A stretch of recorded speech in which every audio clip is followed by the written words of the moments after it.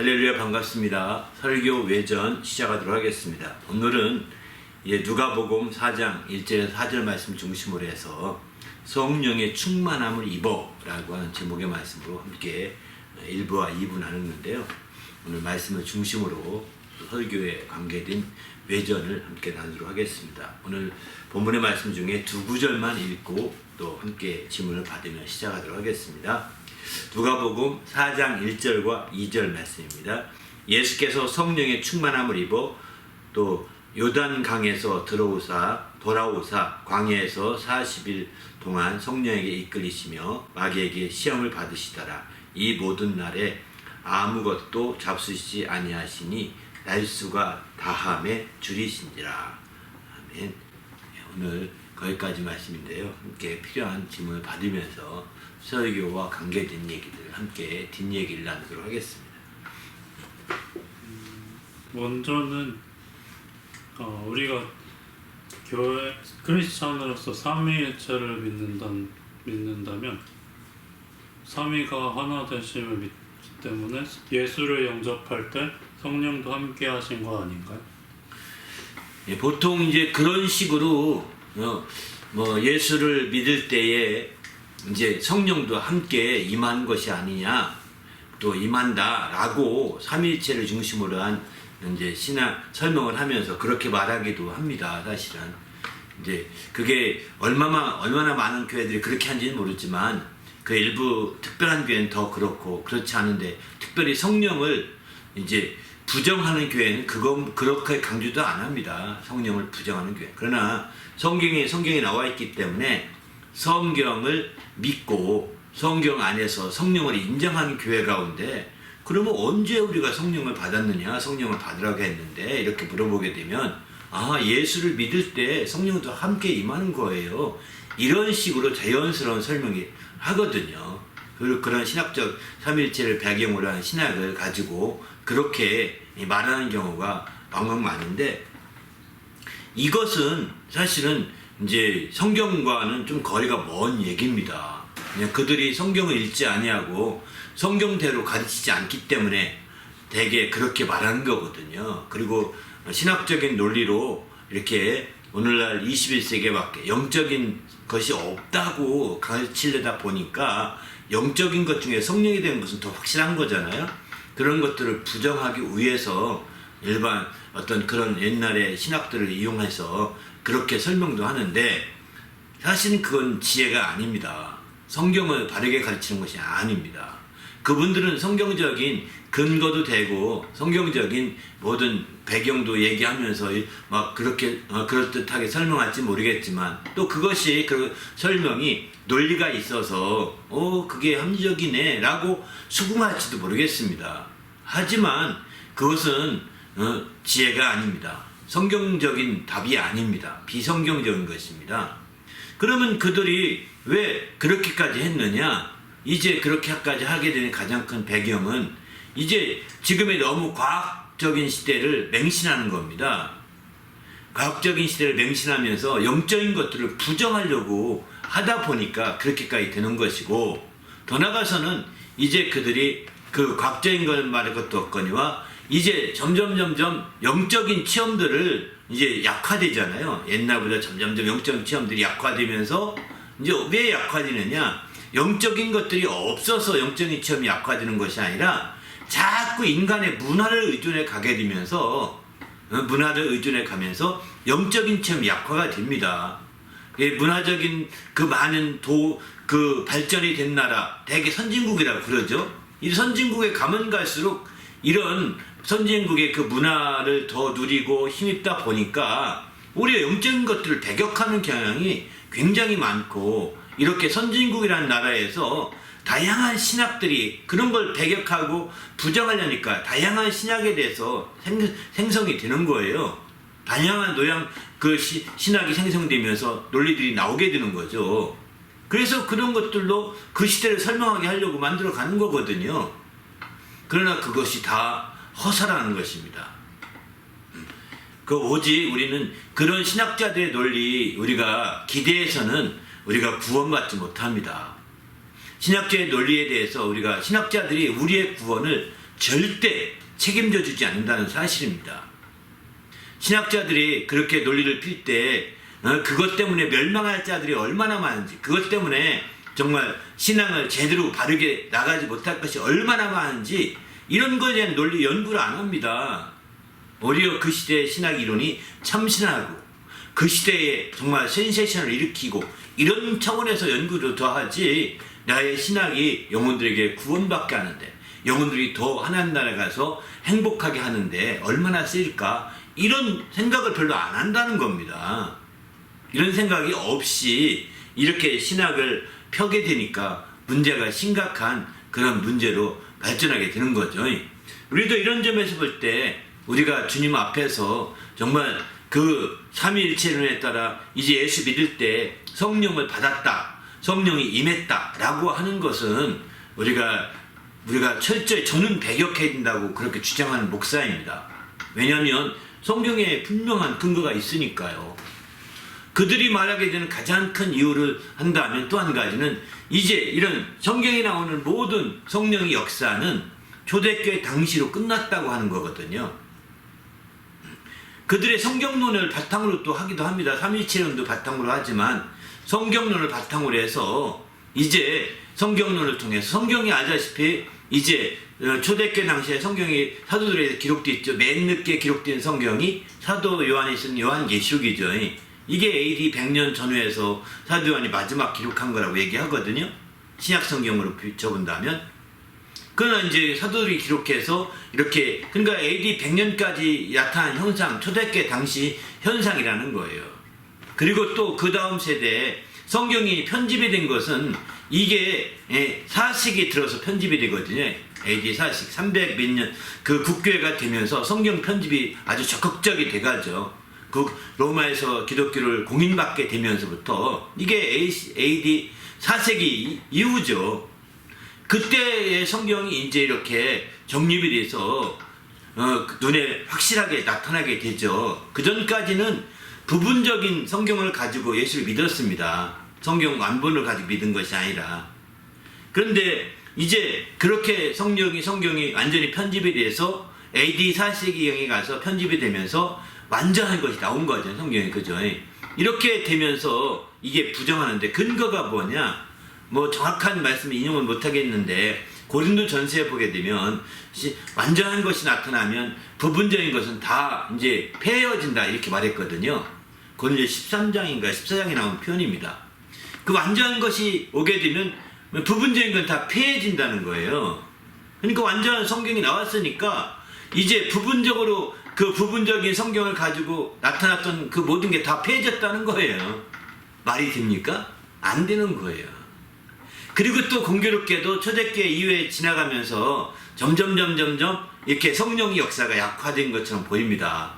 드러나지 않습니다. 왜? 그렇게 하게 드러나게 되면 핍박받게 되고, 핍박받게 되면 이제 점점 신앙도 어려워지는 거죠. 이렇게 되면서 이제 극소수의 사람들만 그런 성령의 역사들로 이제 따라가게 되고 나머지는 점점 약화된 거예요. 이렇게 삼위일체론이나 성경론을 바탕으로 해서 이런 성령의 역사가 그렇게 제한되어 있다라고 그들 스스로가 말하고 있는 거거든요. 근데 이게 그렇지 않습니다. 이게 어디도 성경 어디도 이 4세기경부터 이렇게 됐다 이런 말을 할 수가 없는 거예요. 고린도전서의 부분적인 것들이 완전한 것이 나타나면 다 폐허해진다 할 때도 그게 바로 이 성경에 대한 얘기가 아니거든요. 거기도요. 꼭 성경에 대한 얘기로 이렇게 그걸 적용해서 말하기가 어려운 부분이기도 합니다. 그러나 어쨌든 우리는 성경에 어디도 그런 얘기를 노골적으로 말한 적이 없고, 주님이 명령한 것은 성령을 받으라는 명령이고, 그리고 또 부활하시고 승천하신 이후에 주 성령을 기다려라고, 사모하고 기다리라고 말한 것도 주님의 명령이거든요. 이런 명령이 그때 당시만 있다면 그러면 다른 주님의 복음서에 나온 다른 모든 명령도 어느 한때 그때 당시의 명령으로 끝나야 됩니다. 그 시대의 명령, 고대 시대의 명령으로 끝나야 되거든요. 왜 그 말씀은 오늘날에도 정확하게 적용하는데 왜 이 성령에 대한 말씀만 그것도 2번, 3번 강조했는데, 그것도 주님이 고난주간에 성령을 얼마나 강조했습니까? 고난주간에 주님이 가르친 핵심은 성령에 대한 것이 핵심이거든요. 그렇게까지 강조한 성령이시거늘 왜 성령을 이렇게 우리 인간의 생각으로 이렇게 무시하냐는 거죠. 그건 아니지 않는가 이런 생각이 듭니다. 그래서 예수 믿는 것과 성령을 받는 것, 예수 믿는 것과 성령이 침례를 받는 것은 다른 것입니다. 이렇게 분리시켜야 합니다. 예수 믿는 것 그 동시에 성령이 임하는 것이 아니라는 것입니다. 다 우리가 그런 예가 있지 않습니까? 고넬료도 예수를 먼저 믿었지만 나중에 성령 받잖아요.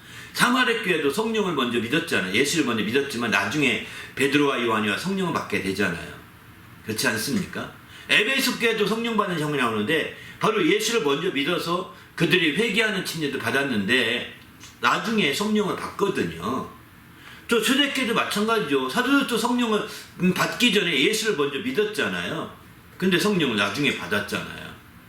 이렇게 예수 믿는 것과 성령 받는 것은 분명한 차이가 있는 거예요. 간격이 있는 겁니다. 그게 최소한도로 몇 분이라도 몇 초라도 간격이 있다고 믿어야 됩니다. 동시는 아닙니다. 절대 예수 믿는 것과 성령 받는 것이 동시적인 사건이다 이렇게 말하면 안 되는 거예요. 간격이 있는 거예요. 시간적 간격이 있는 거예요. 적어도 몇 분, 몇 초라도 간격을 갖는다는 것을 볼 수가 있습니다. 바로 그런 것 중에 한 가지는 이제 간수가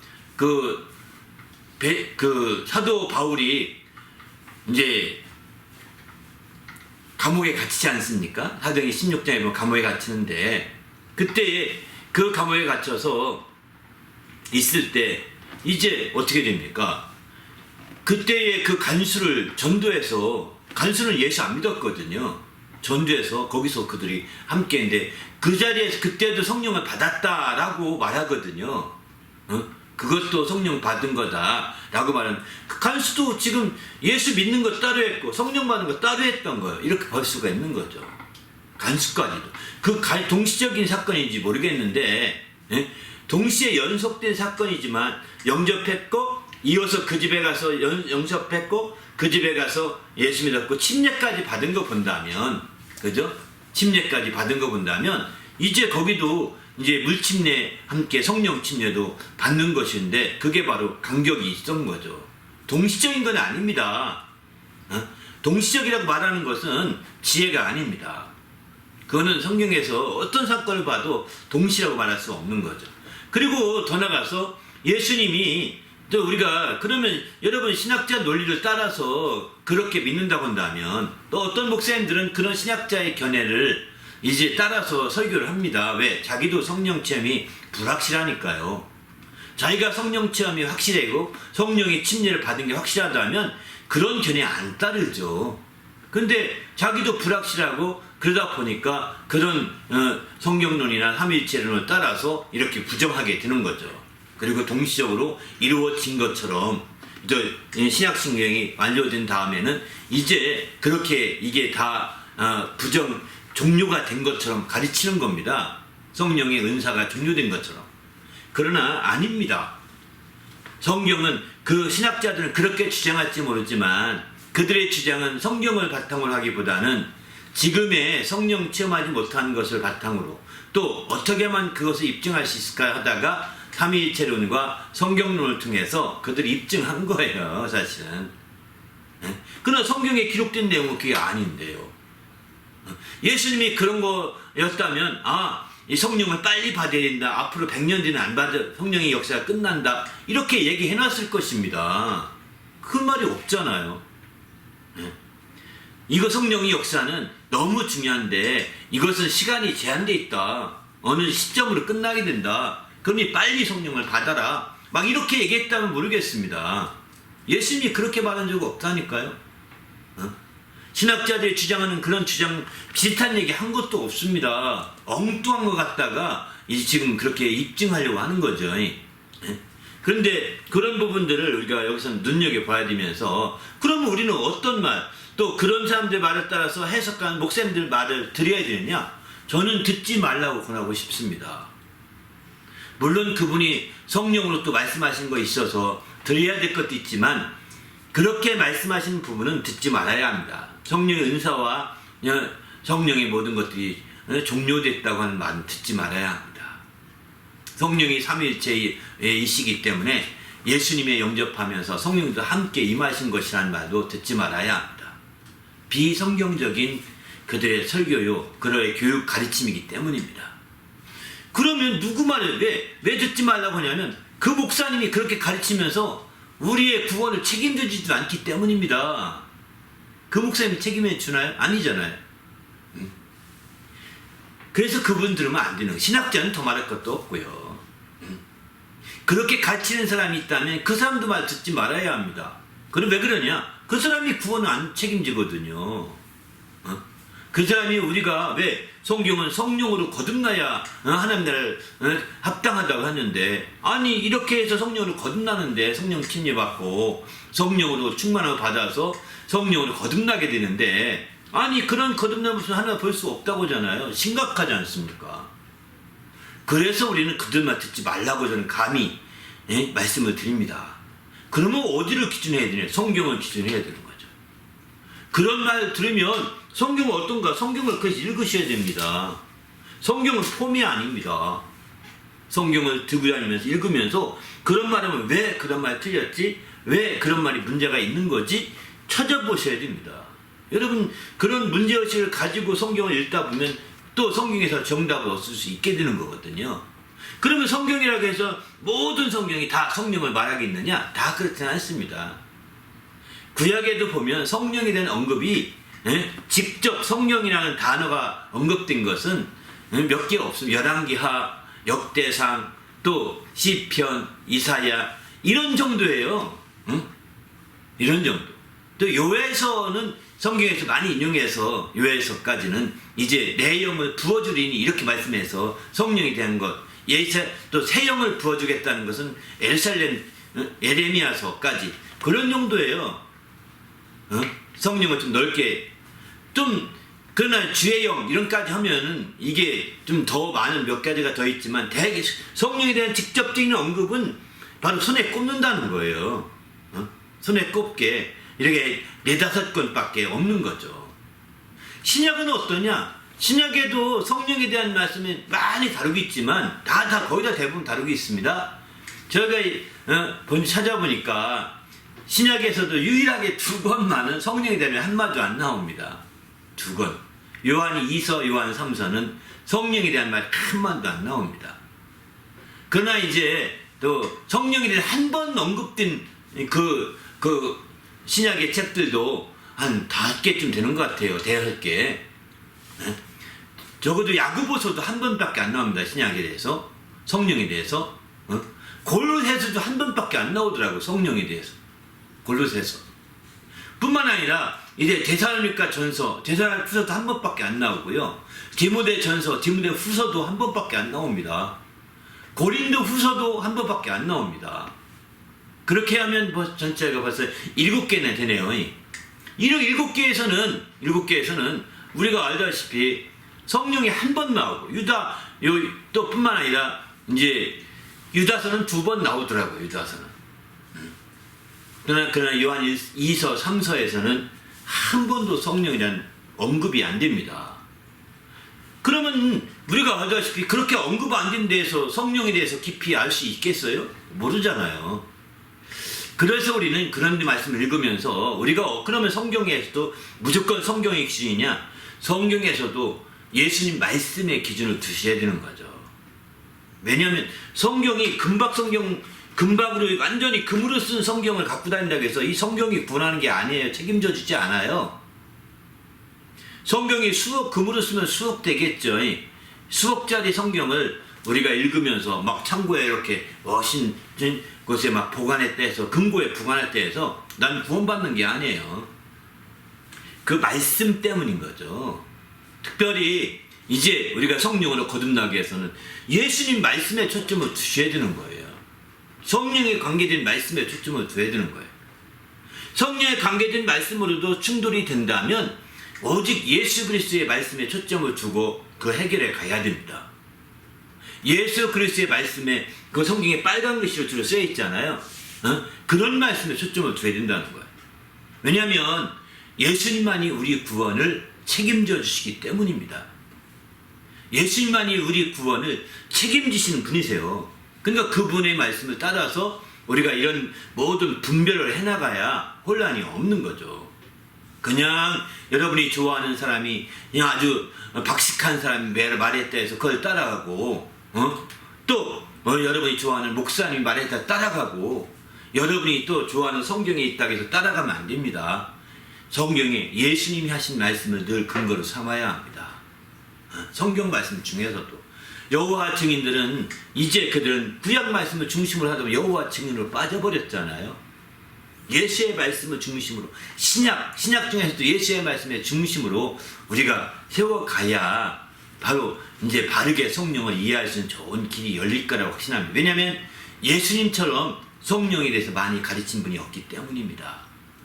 사도 바울이 성령에 대해서 고린도 14장에 이제 조금 12장, 14장 이렇게 해서 조금 얘기했지만, 그러나 이제 12장에는 성령의 은사에 대해서, 또 14장에서는 성령의 은사 중에서도 방언과 예언에 대해서 집중적으로 얘기하고 있거든요. 그러나 그것은 부분적으로 치우친 얘기고요. 또 갈라디아서도 보면 성령의 열매에 대해서 말씀하시죠. 5장에 보면 이것도 이런 말씀도 있지만 그건 한두 장이죠.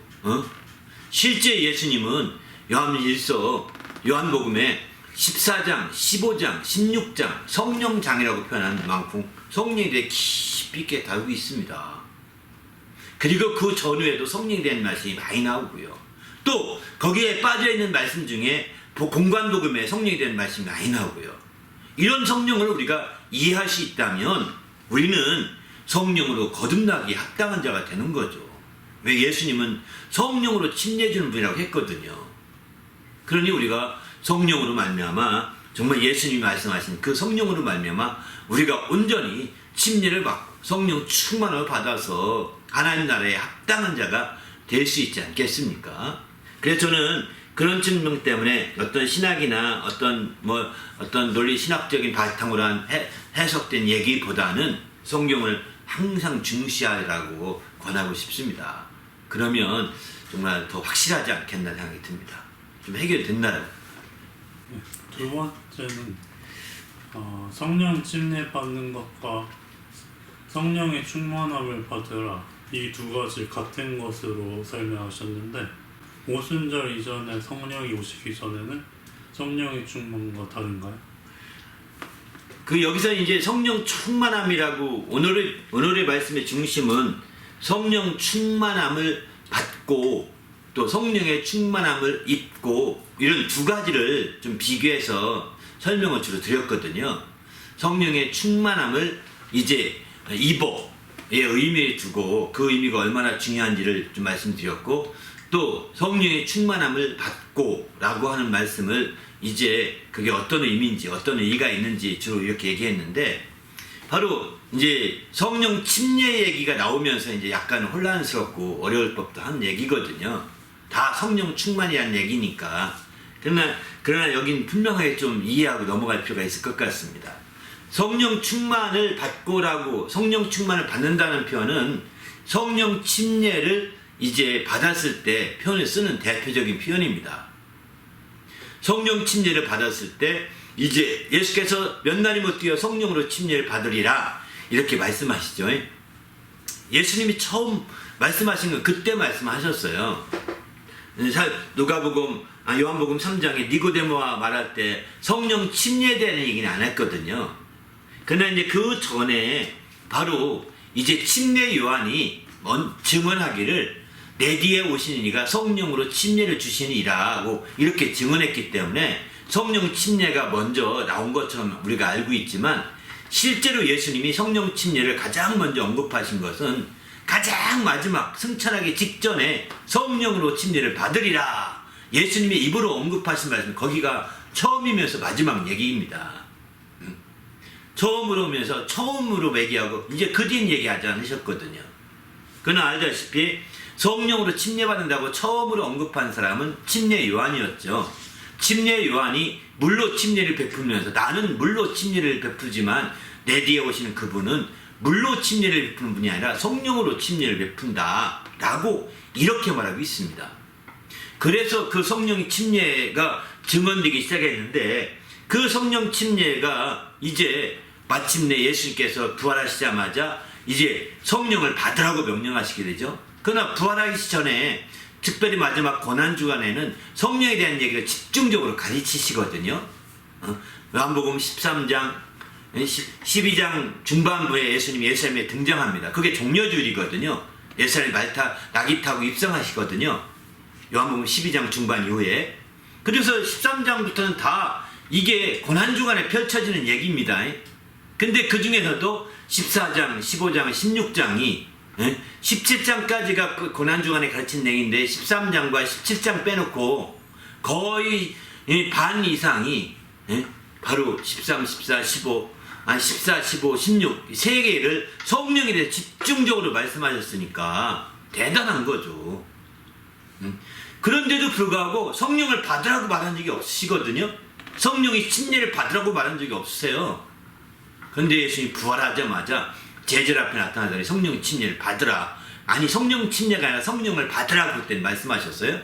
그리고 40일 뒤에 그분이 승천하시기 위해서 사람들이 모였을 때 그 모인 자리에서 제자들에게 너희는 성령을 기다려라. 몇 날이 못 뛰어 성령이 바로 성령으로 침례를 받으리라고 이렇게 예언하신 거죠.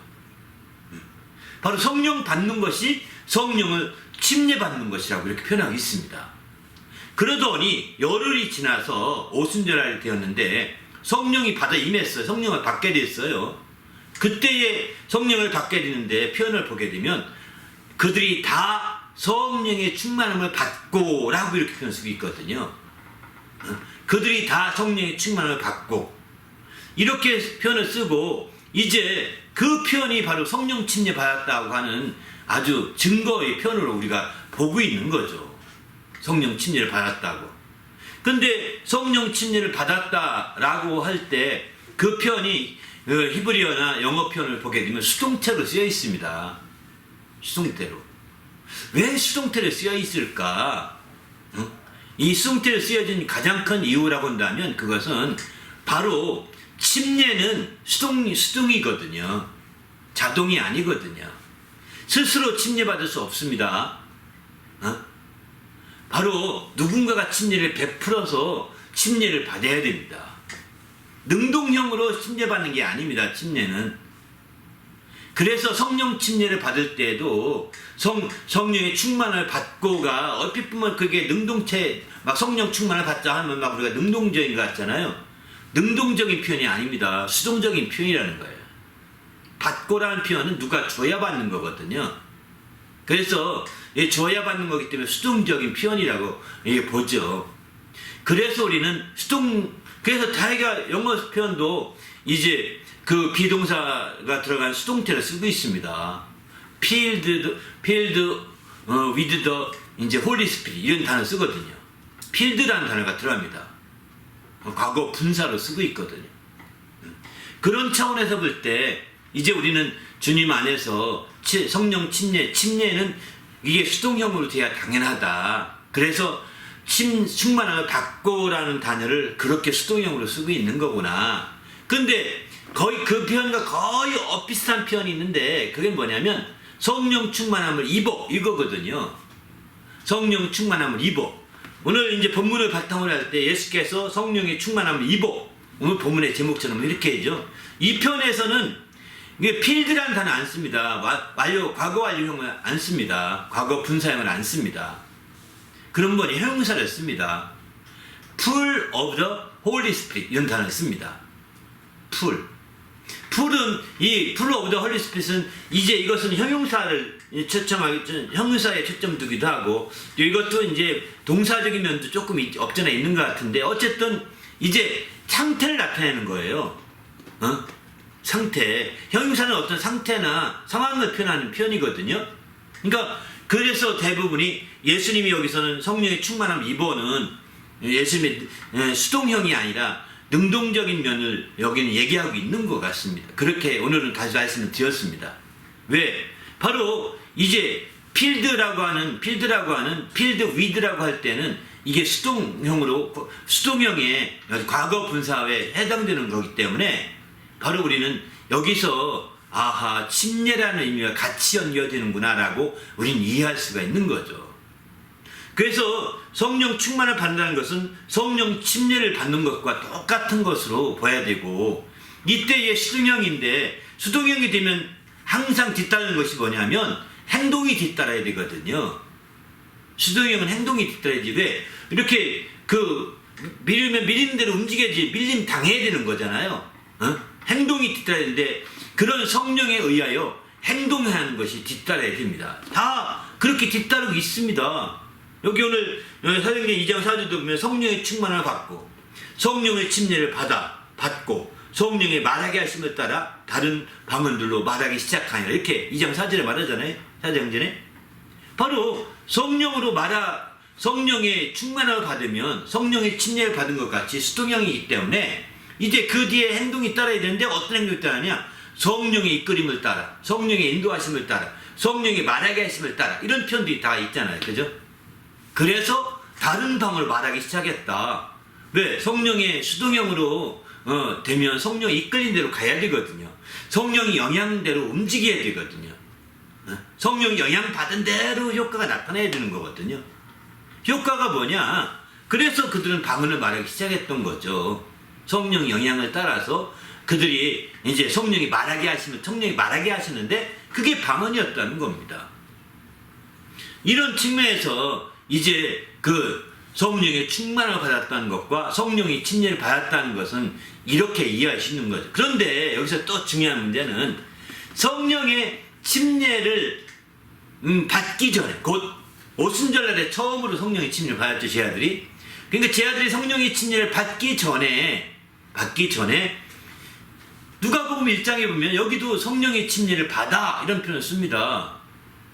여기도 성령의 침례를 받아. 누가복음 1장 15절, 41절, 67절, 15절은 이제 침례 요한이 성령의 충만을 받아 모태로부터 충만을 받았다는 거예요.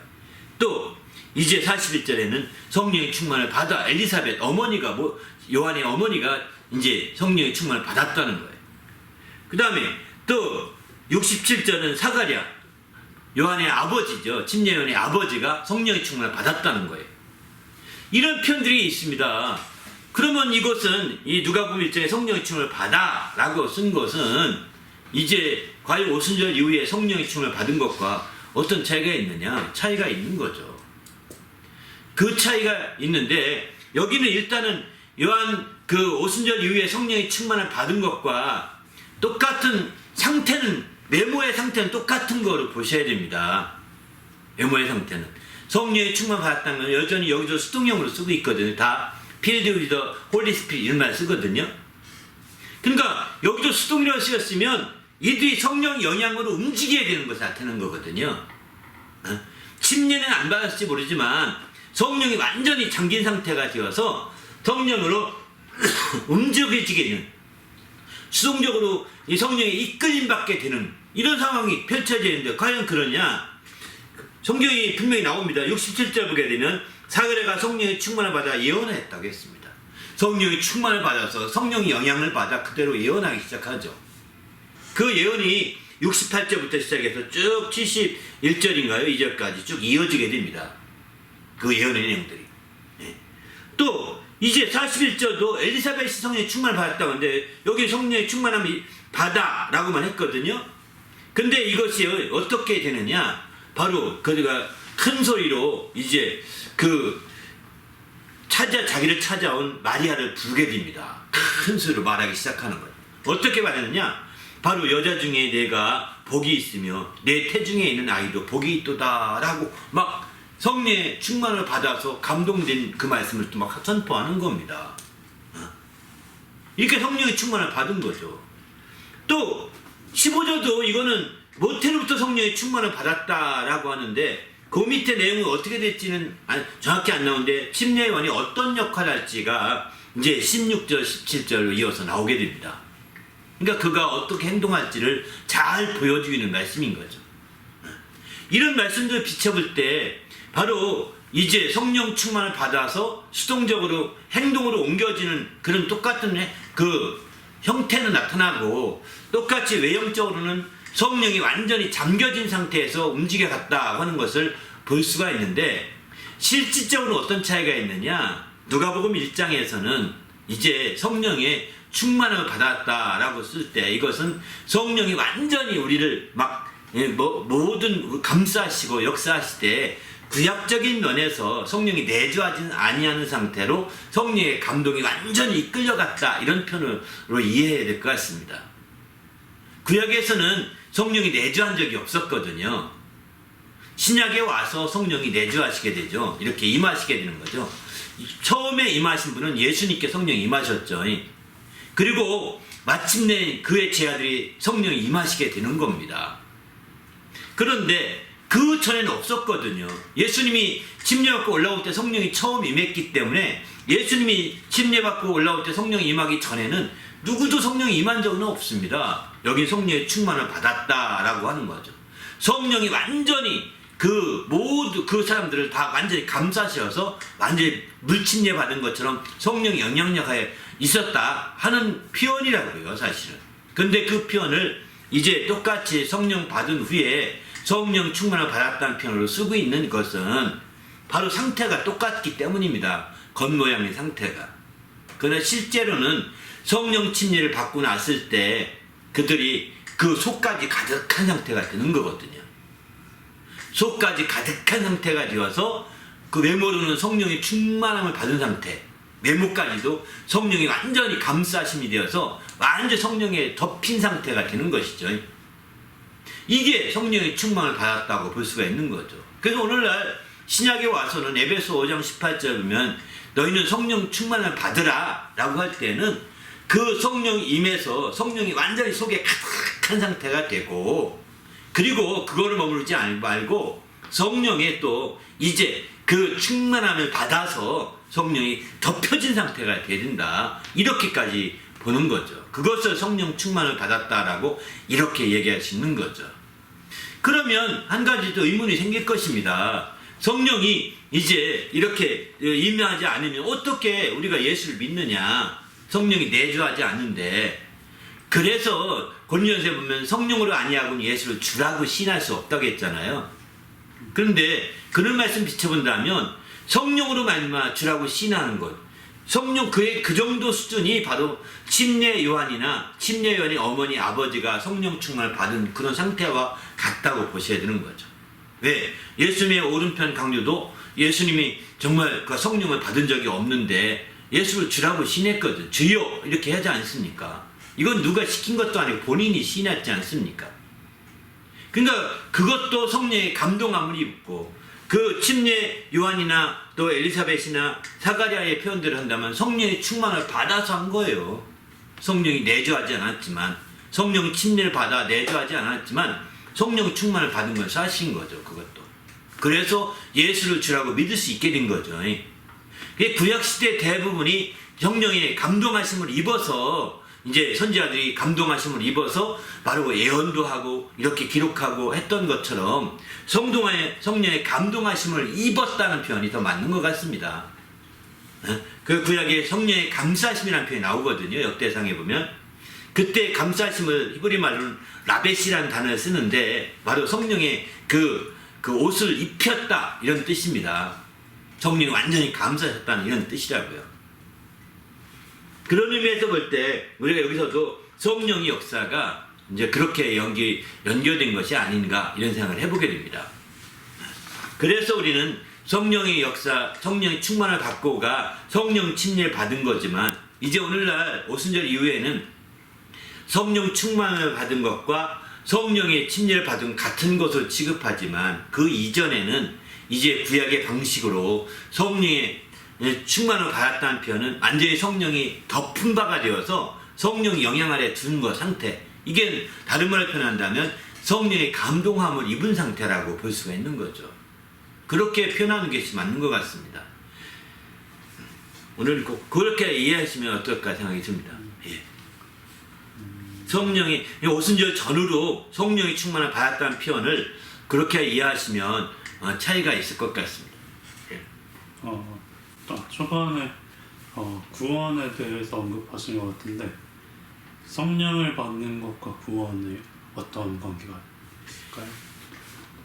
그거는 여러 번 말씀드렸는데 네. 성령을 받는 것과 구원과는 좀 차이가 있다고 보셔야 됩니다. 아니 차이가 성령을 받는 것과 구원과 차이가 있다고 보는 것은 뭐냐면 우리가 믿는 것은 성령의 영향 아래 다 똑같이 이퀄로 동일하게 줄 수가 없다고 볼 수밖에 없는 가장 큰 이유는 바로 구원은 예수님으로 받고 성령은 우리 연약함을 도우시고자 오신 성령을 예수님의 명령으로 성령을 받는 거거든요. 구원은 예수 외에 또 다른 구원이 없습니다. 예수 외에 또 다른 구원자를 성령이 구원자가 아니십니다. 성령은 우리의 돕고자 오신 보혜사이신 거죠. 보혜사의 성령이 구원하신 것이 아니에요. 그런데 그래서 주님께서는 바로 구원자이신 주님을 진짜 첫 번째 보혜사라고 여기시고 성령을 또 다른 보혜사라고 표현하고 있는 거예요. 또 다른 보혜사라고 표현하면서 바로 주님이 요한일서에서는 이제 대언자라고 보혜사를 대언자라고 헷갈리지 않게 해서 그렇게 우리말은 번역하고 있거든요. 대언자라고. 바로 우리의 구원은 대언자이신 주님으로만 예수님으로 구원받는 것이지 성령으로 구원받는 건 아닙니다. 그런데 예수께서 말씀하시기를 너희가 구원에 받되 성령으로 거듭나지 않으면 하는 날을 볼 수가 없다. 심지어 이렇게까지 표현하거든요. 그러니까 우리가 구원받은 자들에게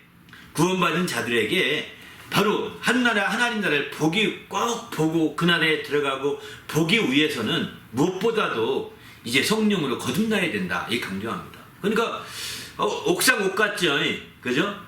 예수를 믿어야 구원받고 예수님 또 말씀하기를 성령으로 거듭나야 하나님 나라를 볼 수 있다 이렇게 말하니까 그렇지 볼 수 없다고 말하니까 그래 이런 말씀에서 그래서 어떤 사람은 이렇게도 해석을 합니다. 저도 이제 그렇게 생각해야 되지 않을까 하는데 성령으로 거듭나지 못했는데 예수로 구원받지 못하는 경우가 있을까? 예수를 믿으면서 성령으로 거듭나지 못하는 경우가 있을까? 글쎄요, 저는 구원받지 못하는 사람, 예수를 믿긴 믿는데 성령으로 거듭나지 못하는 사람이 누가 있을까? 오늘날에 어떤 장로교나 감리교에 이렇게 우물우물 하는 사람들은 그럴 수도 있을 것 같고요. 또 오른편의 그 강조도 어쩌면 성령으로 거듭난 것은 불확실해 보이거든요. 왜? 예수님 말씀 들었긴 했지만 예수님이 나와 함께 낙원에 있으리라고까지 했으니까. 그러나 그때 성령의 감동하심을 받아서 그렇게 주라 시인했다라고 해서 하는데 그러면 성령으로 거듭난다는 것을 어떻게 이해하냐? 그 사람이 구원받았다고 한다면 성령의 감동하심을 최소한도 받아야 된다는 거죠. 성령의 감동하심을 최소한도로 받아야 이제 구원 같은 차원에 드는 거죠. 근데 그 감동하심 정도는 정말 굉장히 차이가 있는 것 같습니다. 감동하심 정도는. 예수를 주라고 시인할 만큼 감동하심이 분명해야 되는 거죠. 그러나 이런 감동하심이 있어도 그걸 부인하면 감동하심 따라 시인했다가 부인하면 또 구원도 없는 거예요. 부인하게 되면 예수도 안 믿게 되는 거거든요. 그래서 그런 자들은 그 개념에서 벗어난 문제인 것 같고 또 한 가지는 감동하심은 잘 모르겠는데 어쨌든 예수를 믿어 분명히. 그리고 성령의 은사나 감동하심에 은사 없는 것은 사실이고 성령에 대한 생각도 없었고 성령의 감동하심을 얼마나 했는지는 잘 몰라. 그러면 어떻게 될까요? 이런 질문을 할 수 있겠죠. 어쩌면 성령의 감동하심이 없이 예수만 믿고 성령의 어떤 감동하심이 없이 자기 의지로만 예수만 믿고 의지로 그리고 예수를 주라 시인하고 그냥 끝까지 뻗치면서 살아간 사람이 있다면 그 사람은 불 가운데 얻은 구원은 받지 않겠는가 이런 생각이 듭니다. 불 가운데 얻은 구원 아무것도 받을 게 없고 왜? 성령의 인도를 받고 성령의 감동을 받고 성령의 그 지원을 받으며 도움을 받으며 사는 사람들에게는 그가 받을 게 많거든요. 행한 대로 갚아주시거든요. 그러나 성령을 무시하고 살게 되면 그 죄는 사하심이 없다고 했어요. 행한 대로 갚아주게 되면 그는 아무것도 없는 털털털 털린 상태에서 구원받게 되는 거거든요. 그 사람이 성령을 잘 모르니 성령이 잘 모르니 알다시피 털털털 털린 상태로 구원받게 되는 거죠. 예수를 끝까지 그래도 의지로 막 믿었다면 그러면 불 가운데 얻은 구원 같지 않을까 그런 생각이 듭니다. 그렇게까지 우리가 왜 그렇게 부정하면서 믿어요? 성령을 받아들이시고 성령으로 말미암아 정말 우리가 산다면 더 많은 상급도 받고 더 많은 복도 누릴 텐데 그렇게 살 필요는 없는 거죠. 이거 엄청난 차이가 있지 않습니까? 제가 이렇게 올 한 해 내내 성령에 대해서 이렇게 아주 막 그 계속 외치는 건 같은 설교 한 번도 안 하거든요. 조금씩 반복되는 건 있습니다. 중첩들이. 그러나 그렇게 말씀드리는 것은 바로 큰 차이가 있는 거죠.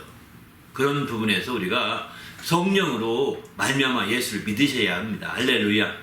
그래서 주님 말씀한 대로 성령으로 나를 믿으면 성령으로 거듭나야 된다라고 얘기하고 있는 거죠. 누구든지 믿는 자가 성령으로 거듭나지 않으면 하나님 나라에 들어갈 수가 없고 볼 수도 없다 이렇게 말하거든요. 그 하나님 나라 입구에 어쩌면 그런 애매모호한 불 가운데 구원받은 사람 애매모호한 사람들이 있지도 않는가. 어떤 분들은 그럽니다. 신랑의 입장이 하나님 나라에는 신랑이 들어가서 잔치가 벌어지는 곳이잖아요. 근데 신랑의 초청받은 자 가운데 이제 들어가지 못하고 문 밖에 쫓겨난 사람 5처녀가 있잖아요. 어리석은 5처녀. 마치 그런 사람 같이 되지 않을까 이런 생각 들어요. 기름 준비가 안 된 사람들은 공교롭게도 기름 준비라고 표현하거든요. 기름 준비가 안 된 사람들은 바로 그 문 안에 들어가서 잔치에 참여를 못해요. 기름 준비를 한 사람만 들어가게 되거든요. 그때 기름 준비를 그래서 성령을 기름이라고 표현도 하거든요. 기름 부음 성령 받는 것을 기름 부음 받는다라고 요한일서에서는 그렇게 표현도 합니다. 요한일서. 그런데 그런 기름 준비를 마치 성령으로 얘기도 합니다. 그래서 이제 하나님 나라를 볼 수가 없다는 건 그 문 밖에 쫓겨나니까 볼 수가 없는 거죠. 들어갈 수 없다는 건 문 밖에 쫓겨나니까 들어갈 수가 없는 거죠. 그런 아주 어처구니 없는 상태에 빠지지 않고, 그러나 그거라도 되려면 끝까지 정말 내가 그 무슨 어떤 것들 의지로 끝까지 해서 붙들고 들어줘야 돼요. 죽기까지라도. 그러나 그렇게 악착같이 예수를 붙들고 늘어질 때는 성령의 감동이 있을 것입니다. 왜냐하면 그래서 순교까지 하게 되는 거 아니겠습니까? 그런 감동을 자기도 모르는 사이에 받아서 이제 마침내 주의 뜻대로 산 대로 또 주님의 갚으심을 경험하는 기회가 될 수도 있는 거죠. 그러나 어쨌든 우리 의지로 정말 믿는 건 끝까지 믿고 나가야 됩니다. 할렐루야. 그냥 여러분이 나는 뭐 잘 모르니까 일단은 성령으로 된 다음에 뭐 안 되면 할 수 없고 뭐 이렇게 여러분이 그 큰 소리 낼 거 전혀 없습니다. 아이 되면 믿고 구원받고 안 되면 할 수 없지 뭐 이렇게 큰 소리 낼 상황 아닙니다. 오히려 감사하고 하나님께 참으로 영광을 돌릴 상황이어야지 이렇게 큰 소리 내면서 뻐긴다면 진짜 지혜가 아니죠. 우리도 주님 안에서 이런 큰 소리 치지 마시고 주의 뜻대로 사시기 바랍니다. 할렐루야. 오늘 설교 말씀 전하시면서 더 전하셨던 영감 있으실까요? 그 얘기는 또 한번 조금 더 추가 말씀드려야 될 것 같습니다. 네. 성령의 오늘 제목이 충만함을 알아. 입어죠. 성령의 충만함을 입어. 근데 이 입었다는 표현은 우리가 알다시피 형용사라고 그랬고, 또 입었다는 표현은 full of the Holy Spirit 이런 단어를 쓴다는 거예요. 그것은 바로 어떤 상태를 나타낸다는 겁니다.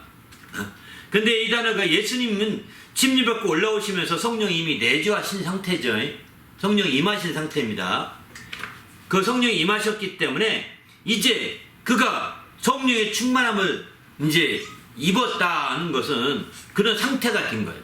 이 정확한 성령의 충만함을 입어의 그 영어식 정확한 직역을 하면 어떤 표현이 되냐면 성령이 가득한 상태를 나타내는 겁니다. 성령이 그 안에 그와 함께 가득한 상태라는 거예요.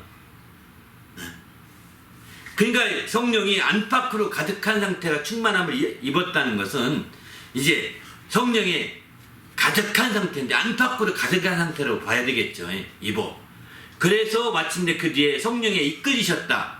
성령의 충만한 상태가 받아서 이제 성령의 수동형으로 끌려가신 거죠. 이렇게 4장 1절에 성령에게 이끌리시며 이렇게 표현하지 않습니까? 이끌리신 것은 성령이 가득한 상태로 되고 또 안으로는 그런 상태고 밖으로 성령의 충만함을 받은 상태가 된 거죠. 수동형으로. 그러면 수동형이 있으면 그 다음에는 이제 행동이 나온다 했잖아요. 성령이 이끌시잖아요. 이렇게 이끌 행동으로 광야로 가시는 거예요. 이런 표현인데 이 성령의 충만함을 입어라는 표현에 했을 때 full of the Holy Spirit 이 단어를 영어 성경을 찾아보니까 성경에 4가지가 더 나옵니다. 4가지가. 어떤 경우가 있느냐면 바로 이제 스데반에 대한 이야기가 3가지가 나오고요. 바나바에 대한 거 1가지가 나옵니다. 스데반이 7집사를 뽑을 때 성령의 충만한 자를 뽑으라 7명을 택하라고 할 때 베드로와 사도들이 이렇게 말하지 않습니까? 3절에 보면 거기도 full of the 충만한 사람, 충만한 상태의 사람 이렇게 보여야 되는 거죠. 충만함으로 지속되는 사람 이게 아니라 동사보다는 바로 충만한 상태, 풀이라는 상태라고 하는 거죠. 성령으로 가득한 상태의 사람, 지혜와 성령이 가득한 상태의 사람 이렇게 7명을 뽑으라고 제 아들이 부탁했거든요. 그랬더니 5절에 보면 무리들이 기뻐하면서 믿음과 성령이 충만한 사람 스데반 이렇게 표현합니다. 믿음과 성령이 충만한 스데반이 가장 으뜸이었던가 봅니다. 믿음과 성령이 충만한 사람 스데반 또 빌립 쭉 나오죠. 이때에 이제 성령이 충만한 사람 할 때도 여기서 스데반 a man full of the faith and of the Holy Spirit 이렇게 나오거든요. 그러니까 full of the Holy Spirit 이게 편이 성령이 충만한 사람 편이 이렇게 나오게 됩니다. 또 한 가지는 이제 그 바나바가 이제 당시에 바나바는 주님의 12사도 반열에 안 들어갔거든요. 근데 바나바가 사도로 이렇게 막 드려지게 됩니다. 자기 재산도 다 기부하면서 이렇게 막 초대교회 당시에 함께 내놔서 함께 먹고 살고 생활하도록 다 이렇게 헌신했거든요. 그렇게 한 후에 사도 그 착한 사람이었고 성령과 믿음이 충만한 사람이었다. 이렇게 표현합니다. 이때 성령과 믿음이 충만한 사람이었을 때도 마찬가지죠. full of the Holy Spirit and faith 이렇게 쓰거든요. 이런 단어들 비춰본다면 이 우리말 성경에서는 성령 충만하여 성령 충만한 사람 이런 표현을 쓰고 또 사도행전 7장 55절도 스데반이 여기는 성령이 충만하여 라고 현재형으로 쓰고 있는데 이렇게 성령이 충만하여 하늘을 우러보면서 하늘의 환상이 열리게 되죠. 근데 여기서도 성령이 충만하여 할 때도 full of the Holy Spirit 이렇게 씁니다. 그러니까 이 예수님이 말씀하신 full of the Holy Spirit은 성령의 충만함을 입어라고 하는 단어로 번역됐지만 우리말 성경에서는 우리말 개정판 성경에서 그렇게 번역됐지만 이제 그 사도행전에 나오는 성령의 충만함을 입어라고 쓴 full of the Holy Spirit이라는 단어는 여기서는 성령의 충만하여 혹은 성령의 충만한 이런 단어로 이렇게 우리말 성경이 번역되어 있습니다. 이게 다 영어 성경이나 헬라 성경에서 이렇게 크게 4개 나오는 거죠.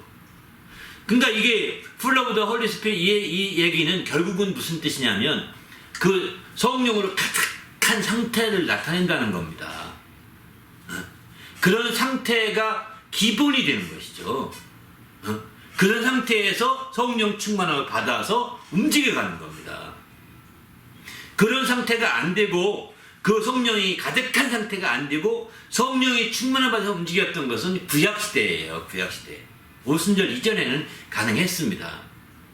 그 속이 완전히 변화되지 못하고 성령이 왜 내주한 적이 없었으니까 구약시대나 또 누가복음 1장에 나오는 그런 시대였던 거죠.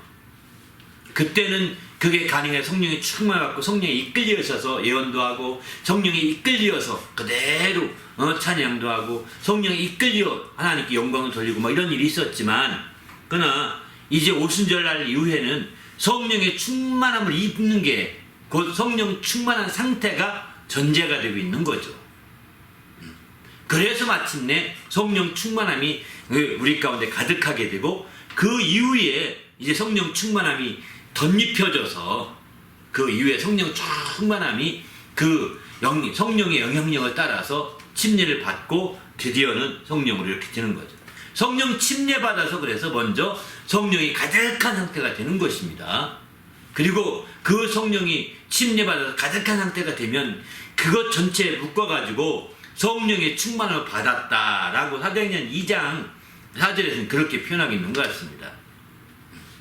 그 뒤에 사도행전 2장 뒤에 이제 보면 성령의 충만을 받은 편이 에베소 5장 18절 한 번 더 나오는데 거기도 똑같은 것으로 보셔야 될 것 같습니다.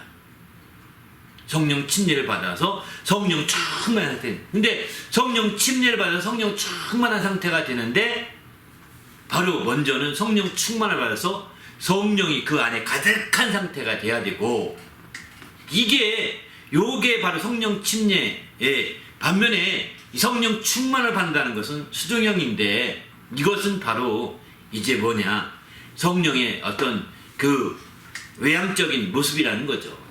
내면적으로는 성령이 가득한 상태가 되는 거고. 그러니까 진정한 성령의 침례는 내면적으로는 성령이 가득한 상태, 내주하신 상태예요.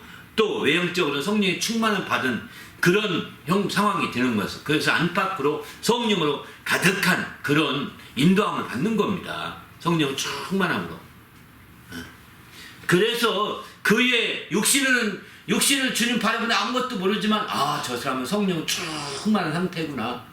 성령이 그에게 성령의 충만함을 입은 사람이구나. 이렇게 알 수가 있는 거죠. 그만큼 입었다고 빌었을 때는 능동형이라고 표현하는 것은 그가 바로 성령이 내주하려면 성령이 바로 그만큼 능동적으로 사모해야 된다는 것입니다. 성령의 그 정말 내주하심을 사모해야 돼. 성령을 받는 것을 사모해야 된다는 거죠. 성령을 받으라 명령하셨고 성령을 기다리라 명령하시는데 그런 명령을 그대로 사모하는 것이고 그들을 받아들여서 그의 제대로 될지어다라고 하면서 막 그것을 환영하는 겁니다. 이게 능동적이라는 거예요. 그렇게 될 때 바로 내 속이 성령의 충만함을 잊게 되는 것이죠. 결과적으로는 성령의 침례를 받아서 내가 성령의 영향 아래 마치 침례받으면 물속에 들면 물의 영향 아래 있듯이 성령의 영향 아래 있는 거죠. 이것을 성령의 이제 충만을 받았다라고 표현을 쓰는데 겉보기에 성령의 충만을 받은 것은 이제 침례받기 전이나 후나 다름이 없지만 그러나 차이가 있는 거죠.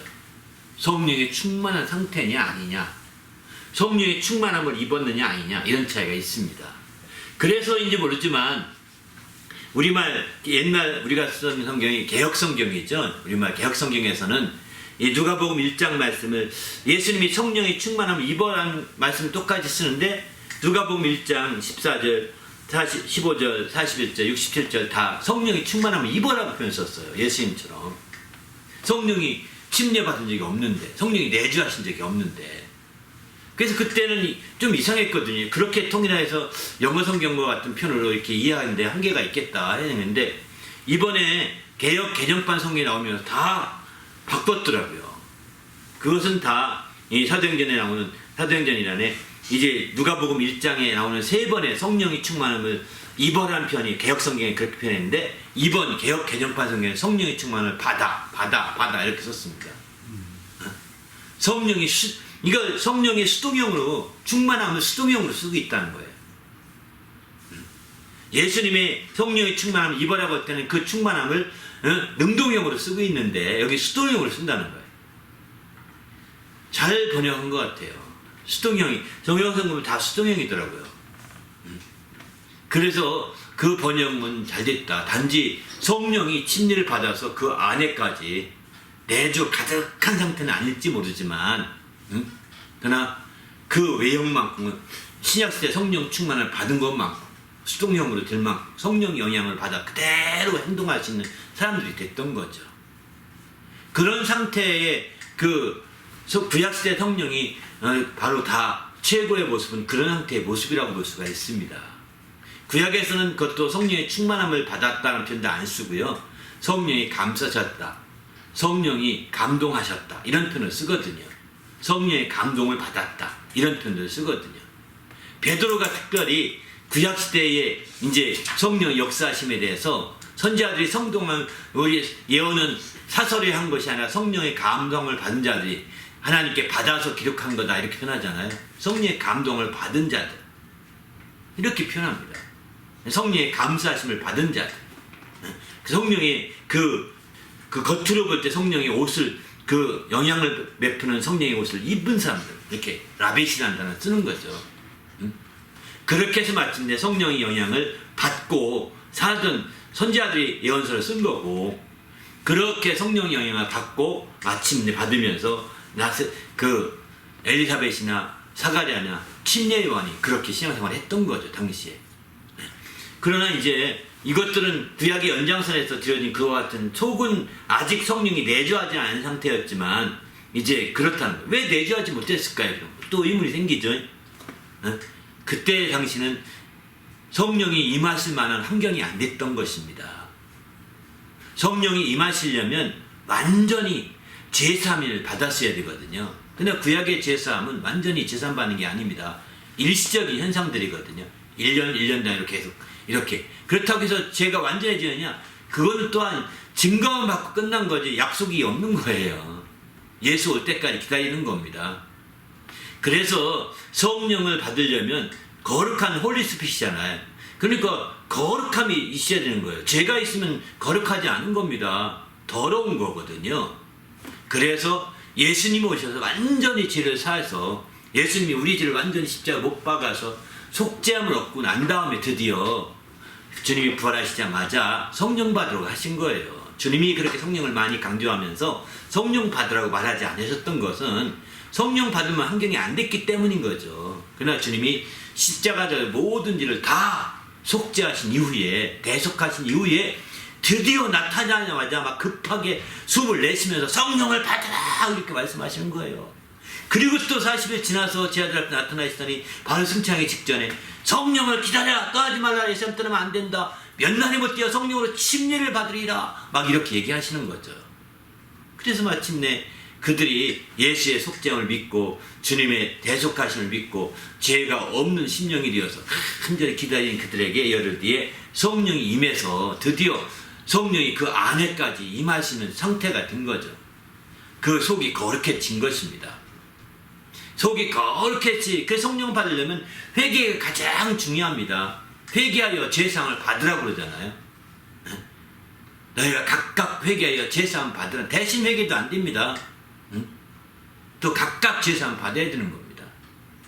그래서 예수님이 다 해주셨을 때 이렇게 도매금을 안 된다는 거예요. 자기가 죄사함 받고 확신을 가져야 되는 거예요. 그럴 때 우리의 속이 성령이 임하시는 환경이 되는 것이고 그래서 성령이 임함으로 말미암아 마침내 성령이 가득한 상태 성령의 충만함을 잊게 되는 거죠. 속이 우리 속사람이 그렇게 되는 거예요. 그리고 마침내 겉으로는 성령의 침례를 받은 바가 되어서 이제 겉까지 성령의 충만함을 받아서 이제 성령의 인도받아 움직이시는 그런 상태가 된 겁니다.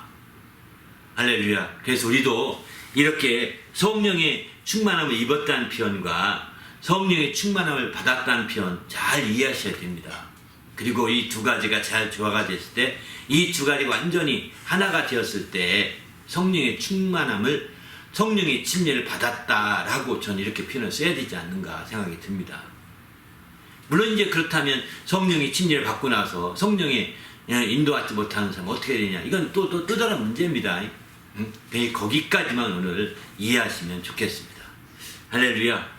감사합니다. 함께 기도할까요? 하나님 인도하셔서 성령의 충만함을 알고 성령의 깊이 알게 해달라고 성령의 충만한 그 상태 입었다고 예수님이 입었다고 표현한 상태를 신약에서는 그 사도행전에 성령이 충만한 상태라고 얘기하는데 이런 상황과 상태 속에 성령의 충만함을 받으면 이제 그 성령에 이끌림 받을 수 있는 삶이 되는 거거든요. 이런 상태를 성령 침례라겠는데 이런 성령 침례를 우리는 예수님이 명령하신 대로 사모하는 자가 되게 해달라고 그래서 우리 하나님 앞에 성령으로 살고 성령으로 행하는 자가 될 수 있도록 인도해달라고 기도하겠습니다.